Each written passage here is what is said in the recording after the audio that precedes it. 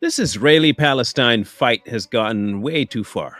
Okay, it's now gone over into the realm of insanity, and I understand that with all the death happening over there, that you can say it's already been past insanity. No, no, no. Let's reel it back in.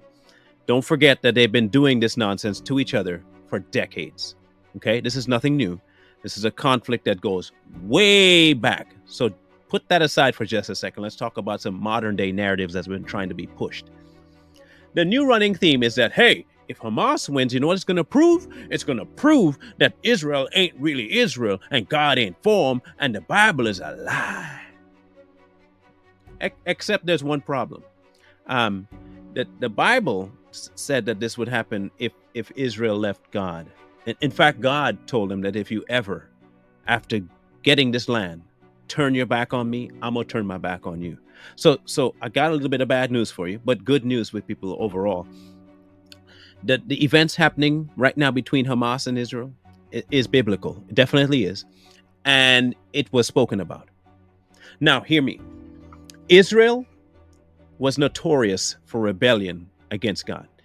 This group of people were rescued from Egypt. The day they got out, they're like, did you bring us out here to die? We were better off in Egypt. Okay, they still got food. This is all you got for us to eat? We could have done better in Egypt. Then when Joshua took over, Joshua, don't you understand that this? And Joshua went to God and be like, bro, you really gave me these people? This is what I got to deal with? All they do is complain. All they do is complain. God said, you know what? I'm going to give you the land because I promised this to the people who were faithful to me. Abraham, Jacob, and Isaac. I promised them this. Because of their faithfulness, I'm going to honor this. But understand this, Israel. The day you turn your back on me and disobey, I'm turning my back on you and letting you go. He said this to them. You want to go look it up? Go look in Leviticus. He said so. And he gave them a list. Every time you turn, pop, pop, pop. And if you turn again, pop, pop, pop. And if you turn again, about 7 different times. Now, this whole conflict with the Gaza Strip and land here and land there because, oh, God gave it to me. The Muslims said, oh, God gave it to us. No, we gave it. Understand me. Please understand me. Israel has been turned away from God for a long time. They have been Jews in name only for I don't even know how long now. They have done exactly what he told them not to do. They go and try and make peace with everybody but God. They go into everybody. Muslim, make a peace treaty. America, make a peace treaty.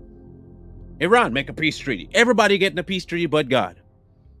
The one that's going to keep you and gave you the land, you turn away from. And you expecting something good to happen?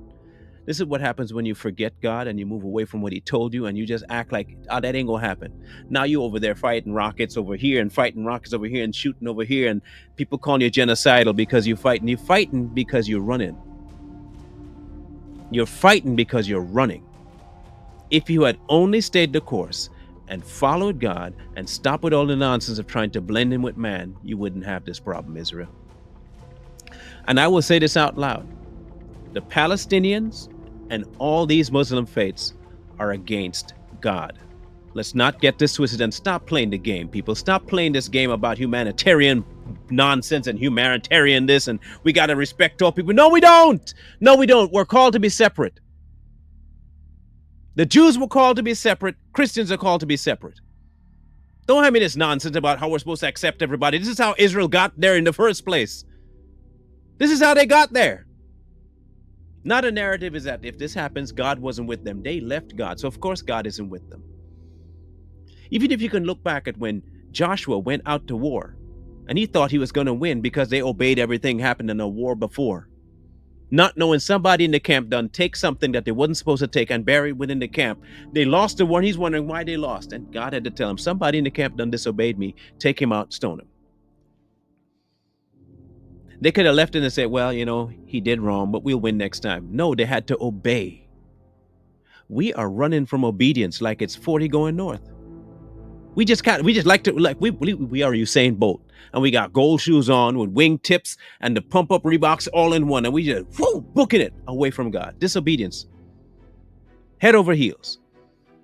And then we turn around when things go bad saying, where is God? What did he do? And then you have the non-Christians saying, see, God forsaken you, not realizing that the people that they're saying God forsook, they forsook God first. And he told you, if you deny me, I'm going to deny you. If you turn from me, I'm turning from you. And now we find it a surprise when something like this is happening in Israel. And we supposed to what? Stand with Israel? No, no.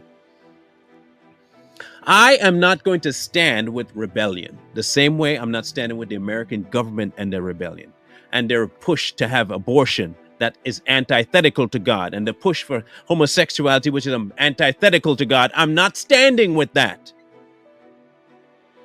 If this doesn't prove to you that you either are for or against, I don't know what it will take for you to understand this. Israel has left God. And until they come back, which is what he told them, when you come back, I will restore. But until you come back, you're going to suffer. And ever since they've turned, suffering. They've been looking for help from everybody but God. And you're wondering why Hamas is coming after you? You just shrugged the one bit of protection that you had with God, and now you want God to protect. Then return. Return. The same thing with Christians today. You say this is a Christian nation. This has not been a Christian nation in forever. You know what a Christian nation would put? God first. God ain't even on the map. He'd been taken off the ballot I don't know how long ago. You may have some Christians in this nation, but this is not a Christian nation. The same way you may have some Jews in Israel, but Israel is no longer a Jewish nation because a true Jew would have abided by the laws of God, and they've stopped. And they have invoked the wrath that they were told was going to come. So no, I do not stand with Israel. Israel needs to stand with God so that God can stand in the gap and protect them. A man-made treaty will only delay. And they're going to do it. Watch this, because it said so. They're going to go and sign a treaty with someone else, and you know what's going to happen? It's going to backfire, and the person they signed the deal with is going to consume them. So let's, go ahead and celebrate that Hamas is winning. You know what we're going to celebrate? That the Bible is right. It said it was going to happen. Everything that's happening over there was told already. You ain't saying nothing new. You've been brainwashed, though, and you seem to like it, so run with it. Run like you're running with a fork down the hallway on ice. Go ahead. But hear me out. Don't get mad when you can't stop on the ice and you can't put your hand down because you're holding a fork and the whole fork just goes straight through you. Don't get mad at me because you decide to run with something sharp on ice. Hear me out and hear me well. Israel has to have a turn. They've left God, they've rebelled, they've been disobedient, and until they turn around, none of this gonna stop. The same thing for so-called Christian nation and all Christians around the world. Unless you turn and separate yourself and stop trying to make peace with everybody and accept everybody for what they are, even God don't do that. If you come to God, you have to deny yourself. Not come with yourself and expect God to accept it. That's not how this works. It will never work that way. Get over yourself. You're not that important. We both have a lot to do, both Christians and Jews. We both have a lot to do.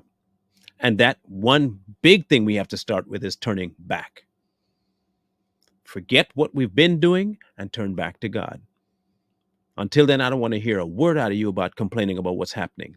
And that includes what happens to your children. It might sound cold, but I'm not the one that disobeyed. I'm not the one that invoked this. You were. For centuries, you were told by God, do not. And you decided to do what he told you not to do. When he takes his favor off of you, don't blame him, blame yourself. And that goes for all Christians too. When something bad happens to you, don't blame God for that. Look at yourself. See how much of you have in the way and how little of him you have, and then decide whether or not it was your fault or something else. But don't expect me to stand with disobedience, because it ain't going to happen over here. Go find the devil to talk to that about, not God.